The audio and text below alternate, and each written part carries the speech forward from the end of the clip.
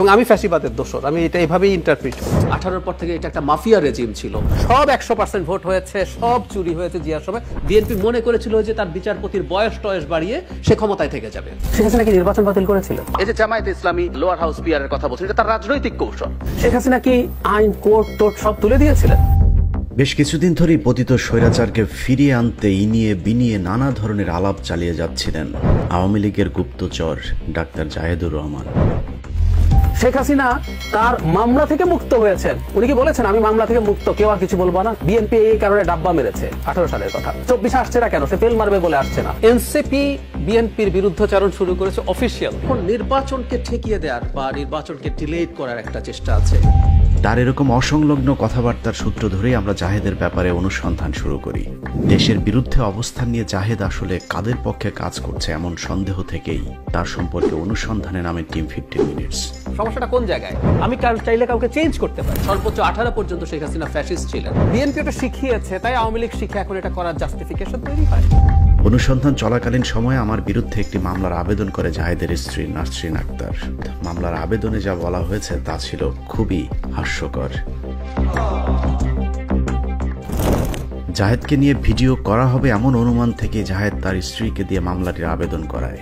কারণ জাহেদ জানে তার অপকর্মের অনুসন্ধান শুরু হলে কেঁচো খুঁড়তে সাপ বেরিয়ে আসার আশঙ্কা আছে। মামলার মূল উদ্দেশ্য ছিল আমরা যেন কোনোভাবেই জাহেদকে নিয়ে অনুসন্ধানে নামতে না পারি। এই মামলার পাশাপাশি জাহেদের স্ত্রী কদিন ধরে অপ্রাসঙ্গিকভাবে তার পারিবারিক সমস্যায় আমাকে টেনে আনছিলেন। এই বিষয়টিও আমাদের কাছে হাস্যকর মনে হয়েছে। জাহেদ তার স্ত্রীর সাথে থাকবে নাকি রুমিন ফারহানার সাথে থাকবে এটা একান্তই তার ব্যক্তিগত ব্যাপার। জাহেদকে নিয়ে অনলাইনে কাড়াকাড়ি না করে বরং বাংলাদেশের সবচেয়ে সুদর্শন পুরুষ ডাক্তার জাহেদকে তারা রুটিন করে ভাগ করে নিলেই সুষ্ঠু সমাধান সম্ভব। হতে পারে সপ্তাহে 3 দিন রুমিন ফারহানার সাথে, 4 দিন নাসরিনের সাথে। তবে জাহেদ কতটুকু গুলিয়ে উঠতে পারবে সেটাও মাথায় রেখে ভাগাভাগি করতে হবে দুজনকেই। আপাতত আমরা মূল অনুসন্ধানে যাই। বাস্তবে আমাদের অনুসন্ধানের ক্ষেত্র আর জাহেদের স্ত্রীর অভিযোগের দূরত্ব আকাশ মাটির সমান। আমাদের অনুসন্ধানের মূল বিষয়বস্তু ছিল ডাক্তার জাহেদের ডিজিএফআই এবং আওয়ামী সম্পৃক্ততা। আমাদের সেই মিশনের সফল হতে ডাক্তার জাহেদের নারী নক্ষত্র সবকিছু খুঁজে বের করবার চেষ্টা করেছে 15 মিনিটস, যেখানে ডাক্তার জাহেদুর রহমানের ভয়ঙ্কর অপরাধ জগতের সন্ধান মিলেছে। আওয়ামী আমলের শুরু থেকে আজ পর্যন্ত জাহেদ হানি ট্র্যাপ হিসাবে একজন নারীকে ব্যবহার করেছে। জাহেদের টার্গেটে যে যখন পড়েছে তখনই তার খাটে ওই নারীকে তুলে দিয়ে স্বার্থ উদ্ধার করেছে ডাক্তার জাহেদুর রহমান। আমাদের অনুসন্ধানে উঠে আসা তথ্য অনুযায়ী জাহেদের ওই হানি ট্র্যাপের সবশেষ শিকার তারেক রহমানের ঘনিষ্ঠ এক লন্ডন ফেরত বিএনপির প্রভাবশালী ব্যক্তি, যিনি বিএনপির আন্ডারগ্রাউন্ডের থেকে কাজ করেন। তবে আমরা আরও এক যুগ পেছন থেকে শুরু করতে চাই। অনুসন্ধান বলছে ডাক্তার জাহেদের প্রথম শিকার ছিল মহিউদ্দিন খান আলমগীর, যিনি তৎকালীন সময়ে আওয়ামী লীগের স্বরাষ্ট্র মন্ত্রী হিসেবে দায়িত্ব পালন করছিলেন। অনুসন্ধানে ডাক্তার জাহেদের সকল ব্যক্তিগত তথ্য সংগ্রহের পাশাপাশি তার গ্রামীণ ফোনের মোবাইল কল লিস্টের 2025 সালের মার্চ থেকে সেপ্টেম্বর পর্যন্ত পুরো নামের তালিকা সংগ্রহ করা হয়েছে। এই কল লিস্টের সূত্র ধরেই শুরু হয় আমাদের অনুসন্ধান। সেই অনুসন্ধানে আমরা ডাক্তার জাহেদের সাথে আরও বেশ কিছু চরিত্রের সন্ধান পেয়েছি।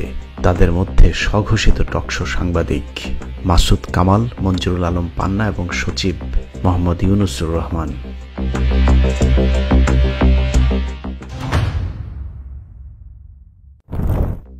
আমাদের অনুসন্ধানে জাহেদ কার কার সাথে কথা বলে এবং কাদের সাথে কথা বলে প্রথমে সেটা খুঁজে বের করার চেষ্টা করেছে। জাহেদের সাথে সবচেয়ে বেশি কথা হয় এরকম সন্দেহজনক একটি নাম্বার ধরেই আমাদের অনুসন্ধানের শুরু।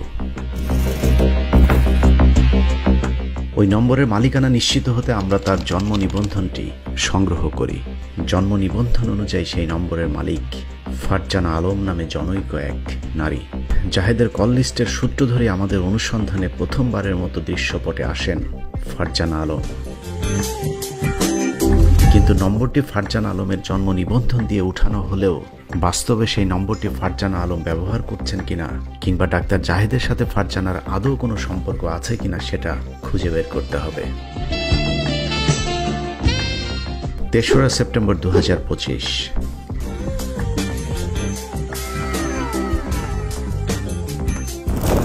একটি সূত্র আমাদেরকে জানায় সেখানে জনৈক মকবুল আহমেদ খানের সাথে ডাক্তার জাহেদের একটি গোপন বৈঠক চলছে।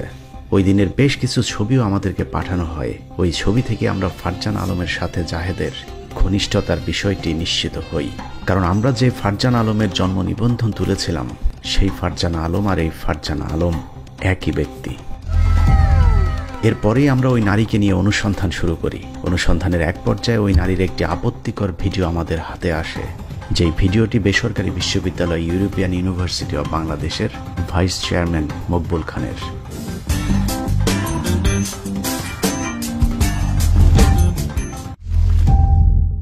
ফারজানাকে দিয়ে জাহেদ আর মাসুদ কামালদের হানি ট্র্যাপের ব্যবসা শুরু হয় প্রায় 1 যুগ আগে, আর সেই ব্যবসার প্রথম শিকার হয়েছিলেন মহিউদ্দিন খান আলমগীর। আওয়ামী লীগ সরকারের স্বরাষ্ট্রমন্ত্রী থাকাকালীন মখা আলমগীরকে ব্ল্যাকমেইল করে ফারজানা, জাহেদ, মাসুদ কামাল গং। মখা আলমগীরকে চুষে খাবার পর ফারজানাকে তুলে দেওয়া হয় মহিউদ্দিন খান আলমগীরের ঘনিষ্ঠ আরেক বন্ধু মকবুল আহমেদ খানের হাতে। মকবুলের সাথে ফারজানার অন্তরঙ্গ মুহূর্তের ভিডিও ধারণ করে তাকে বাধ্য করা হয় জাহেদ এবং মাসুদ কামালদের ইশারায় চলতে। এরপর থেকেই মকবুল আহমেদ খান তাদের হাতের পুতুল হয়ে কাজ করেছে। সব মিলিয়ে ডাক্তার জাহিদুর রহমান এবং মাসুদ কামাল মকবুল আহমেদ খানের অন্তত 50 কোটি টাকা হাতিয়ে নিয়েছেন। মকবুল খানকে চুষে খাবার প্রথম প্রকল্পের নাম স্বাধিকার টেলিভিশন। আমরা 4টা হাত পানিয়া যদ্দূর যাব।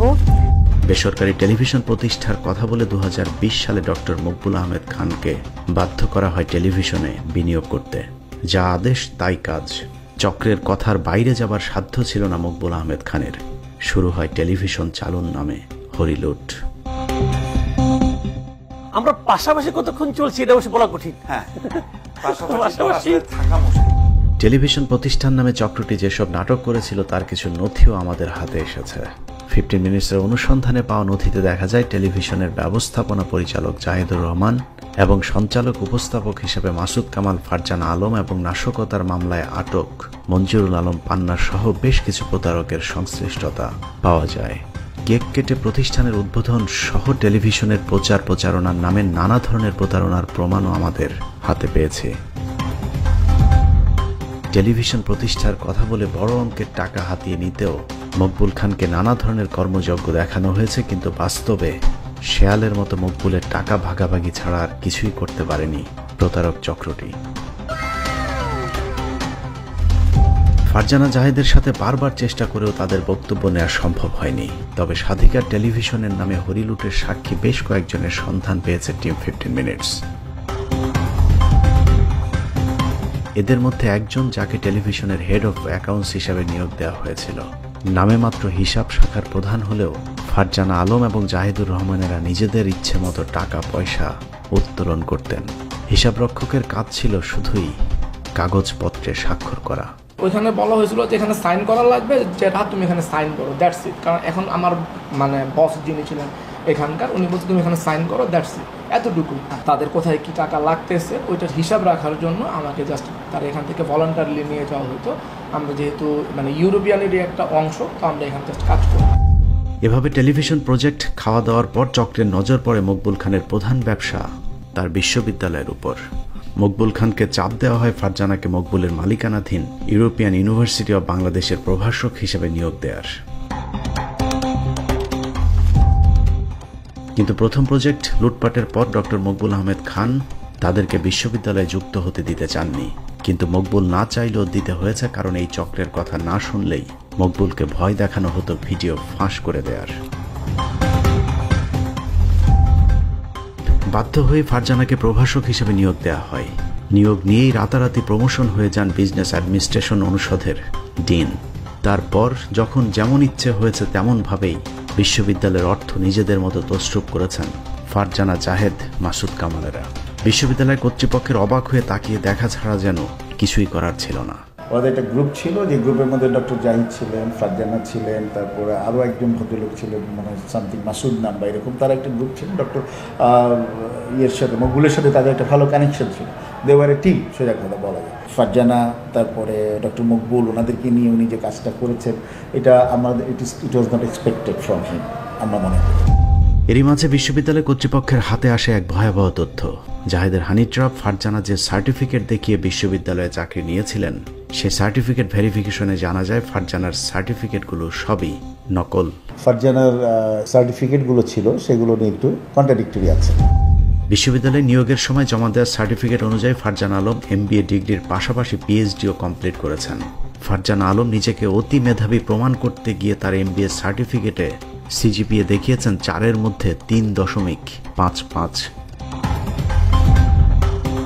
ফারজানার সার্টিফিকেটটি আসল নাকি নকল সেটা যাচাই করতে রয়্যাল ইউনিভার্সিটি কর্তৃপক্ষের কাছে ফারজানার সার্টিফিকেট যাচাইয়ের জন্য আবেদন করলে বিশ্ববিদ্যালয় কর্তৃপক্ষ আমাদেরকে জানায় ফারজানা আলম নামে কোনো শিক্ষার্থী তাদের বিশ্ববিদ্যালয়ের রেকর্ডে নেই। অতএব ফারজানা আলমের যে MBA সার্টিফিকেট জমা দেওয়া হয়েছে সেটি সম্পূর্ণ ভুয়া। রয়্যাল ইউনিভার্সিটি থেকে বলা হয়েছে যে এই নামে তাদের কোনো ছাত্রী বা ওই ইয়ারে ওরকম ছিল না। নিয়ম অনুযায়ী যারা এই সার্টিফিকেটগুলো দেখার কথা, যাচাই বাছাই করার কথা, তারা এই ধরনের কথা উঠিয়েছিলেন। তখন ডক্টর মকবুল তাদেরকে অনেকটা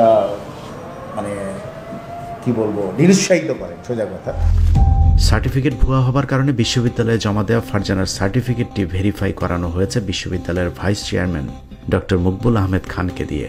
প্রতারক চক্রটি নিজেদের অপরাধ লুকাতেই এই কৌশলের আশ্রয় নিয়েছিল। আর মকবুল তার ভুয়া সার্টিফিকেটে স্বাক্ষর করেছিল কারণ তার উলঙ্গ ভিডিও তাদের হাতে ছিল। ডক্টর জাহিদের সাথে ডক্টর মকবুলের একটা মুভমেন্ট দেখা গেছে, যৌথভাবে তারা বিভিন্ন জায়গায় যাচ্ছেন, এইটা করছেন ওইটা করছেন, ডক্টর মকবুলকে বিভিন্ন জায়গায় নিয়ে গেছেন, বিভিন্নভাবে ওনারা কি বলবো প্রেশার ক্রিয়েট করার চেষ্টা করেছেন। ভুয়া মাস্টার্স সার্টিফিকেট দিয়েই থেমে থাকেনি প্রতারক চক্রটি। যুক্তরাজ্যের একটি বিশ্ববিদ্যালয় থেকে PhD সম্পন্ন করার একটি সার্টিফিকেট ব্যবহার করে নিজেকে উচ্চ শিক্ষিত প্রমাণ করবার চেষ্টা করেছেন। কিন্তু যে বিশ্ববিদ্যালয়ে ফারজানা PhD করেছেন বলে বলা হয়েছে, বাস্তবে যুক্তরাজ্যে সে ধরনের কোনো বিশ্ববিদ্যালয়ের অস্তিত্বই পাওয়া যায়নি। এত কিছুর পরেও ফারজানাকে বিশ্ববিদ্যালয় থেকে সরানো যায়নি, কারণ তাদের হাতে ছিল মকবুল খানের ভিডিও। এভাবে ভালোই চলছিল জাহেদ, মাসুদ কামাল, ফারজানাদের ব্যবসা, কিন্তু মাঝপথেই ঘটে যায় 5ই আগস্ট। এরপরই বিশ্ববিদ্যালয়ের কিছু শিক্ষক এবং শিক্ষার্থীরা মাঠে নামে ফারজানাকে বহিষ্কার সহ 10 দফা আন্দোলনে।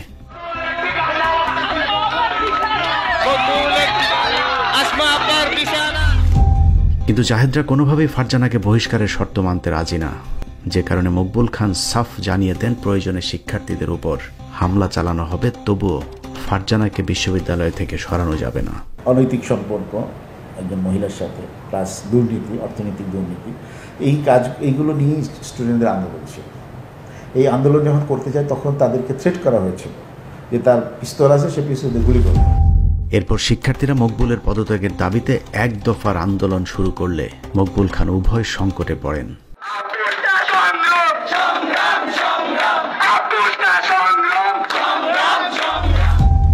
একদিকে ভিডিও ফাঁস হয়ে যাবার ভয়, অন্যদিকে শিক্ষার্থীদের আন্দোলনে দিশেহারা মকবুল হঠাৎ করেই গা ঢাকা দেন।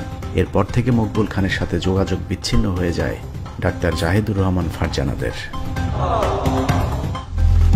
বেশ কিছুদিন জাহেদের সাথে যোগাযোগ না করায় ফারজানার সাথে মকবুলের ভিডিওর কিছু অংশ ফাঁস করে দেয় তারা। আর তাতেই সব পরিষ্কার হয়ে যায় মকবুল খান এতদিন ধরে ফারজানার সব আবদার কেন মেনে নিয়েছিলেন।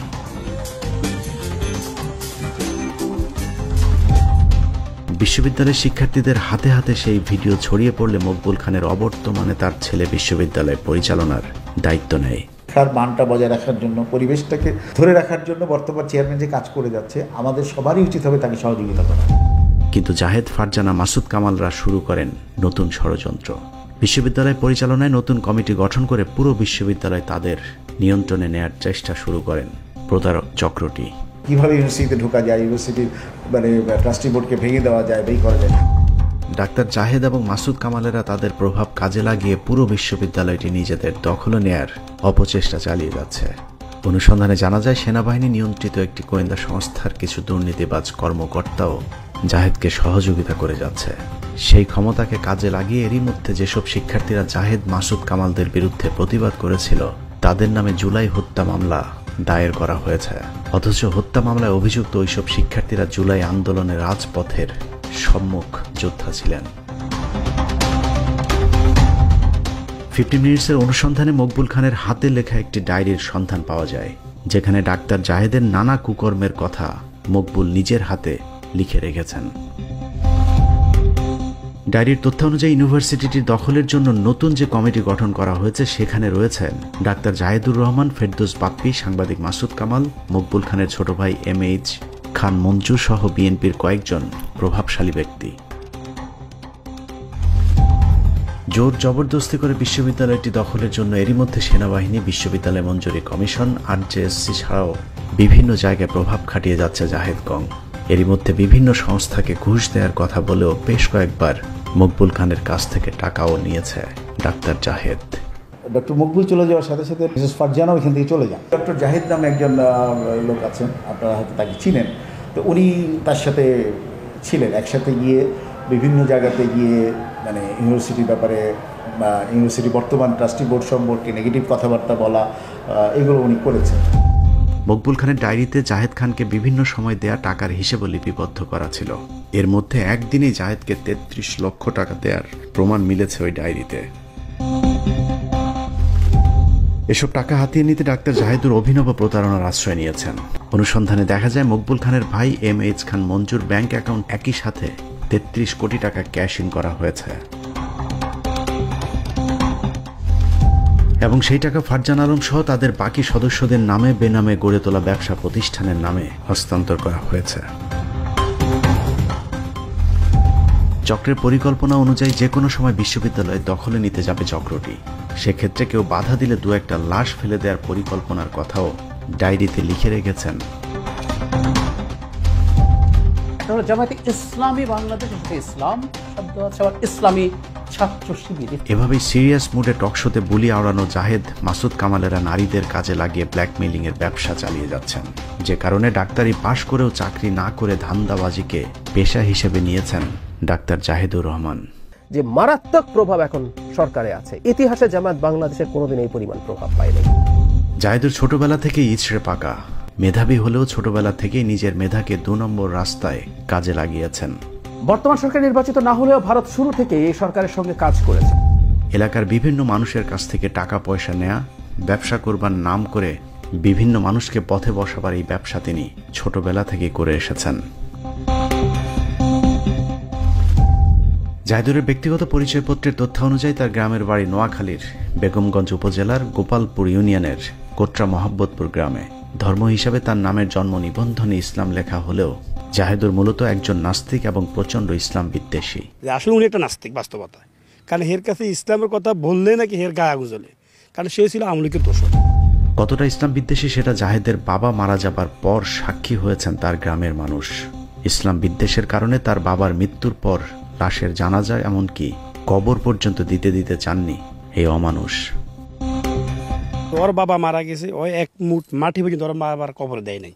ও পাঁর উপর পা দিয়ে বসি আরাম করতেছে, হাসি ঠাট্টা এগুলো করতেছে যে আমি একটা মুসলমান, আমার বাপ একটা মুসলমান, আমার বাপ মারা গেছে, আমি মুসলমান, আমার কিছু কার্যকলাপ আছে। তার কাছে এগুলো কিছুই নেই। তো তার বিভিন্ন ন্যারেটিভ, বিভিন্ন অ্যাটিচিউডে দেখা যায় যে সে ইসলামী রাজনীতি ডাজ নট ম্যাটার। সে এগুলা করে না, এগুলা সাপোর্ট করে না এবং এগুলার অপোজিশনে যায়, এগুলার অনেকগুলা বিরোধিতা করে। ইসলামের মানে মনোভাব নাই ওনার। ইসলামের মানুষ কথা বললে উনি ওনার শরীরের মধ্যে এরকম একটা জ্বালা পড়ানো শুধু না, ওইরকম। ইসলামে ভালো কিছু করলে হেতা কয় হেরা খারাপ, হেরা হলো মুনাফিক। তো হেরা নাস্তিক না কিয়া? অবশ্যই হেরা নাস্তিক। শুধু ইসলাম বিদ্বেষ নয়, ছোটবেলা থেকে জাহেদুর ছিল আওয়ামী ধর্মে বিশ্বাসী এবং বাটপার কিসিমের, যে কারণেই ঘুরিয়ে পেঁচিয়ে আওয়ামী লীগের বিপক্ষে জাহেদুর রহমান যেসব কথাবার্তা বলে থাকেন সেটা আসলে তার মনের কথা নয়, যে কারণে হঠাৎ করে আওয়ামী বিদ্বেষী ভাব ধরায় তার গ্রামের মানুষ কিছুটা বিস্মিত হয়েছেন। হেতর তো প্রকৃতভাবে আওয়ামী লীগ আছিল, তখন আওয়ামী লীগ জানে ফলাই গেছে, তাহলে আই কিনতে হইব, একজনের আশ্রয় নিতে হইব, একজনের আশ্রয় নিতে হইলে আরেকজনের বদনামি গায়ে যাইতে হইব। তো হ্যাঁ ঠিকই এরকম গায়ে যাইতেছে, সপ্রচার করতেছে, জামাত এটা করে, বিএমপি জামাত এটা করে, এটা করে, এটা করে।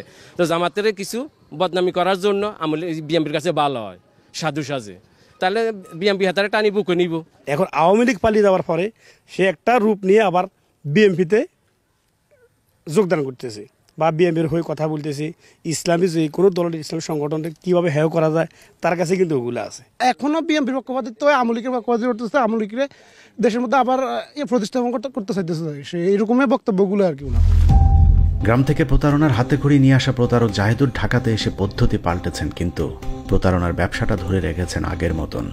সেই প্রতারণার পার্টনার হিসেবে সাথে নেন মাসুদ কামাল এবং হানি ট্র্যাপের জন্য কাজে লাগান ফারজানা আলমকে। মাসুদ কামাল জীবনে কোথায় সাংবাদিকতা করেছে সেটা কেউ না জানলেও ৭১ টিভির বদৌলতে তিনি হয়ে যান টকশো বক্তা। ৭১ টিভির মাধ্যমেই দেশবাসী জানতে পারেন মাসুদ কামাল নামে পৃথিবীতে একটি প্রাণী আছে এবং সেই প্রাণীটি একজন সাংবাদিকও। জেলা প্রশাসককে স্মারকলিপি দিচ্ছে। জাহেদুর মাসুদ কামালের জমজমাট হানি ট্র্যাপ ব্যবসায় দুজনেই ফুলে ফেপে উঠেছেন। সুনির্দিষ্ট কোনো পেশা না থাকলেও তাদের রাজকীয় জীবন যাপনে কোনো সমস্যা হচ্ছে না, কারণ তাদের একজন ফারজানা আলম আছেন। ফারজানার নিচ তলাকে কাজে লাগিয়ে দুজনে হয়ে উঠেছেন উপর তলার মানুষ। সরাসরি বললে জাহেদ এবং মাসুদ কামাল দুজনেই পতিতা ব্যবসায় জড়িত। আমরা তাদের দৃষ্টান্তমূলক শাস্তি দাবি করছি। ইউরোপিয়ান ইউনিভার্সিটি অব বাংলাদেশ দখল এবং ভুয়া সার্টিফিকেট দিয়ে চাকরি করার নামে তারা যে অপরাধ সংগঠিত করেছেন, সেই অপরাধেরও দৃষ্টান্তমূলক শাস্তি চাই। আল্লাহ হাফেজ।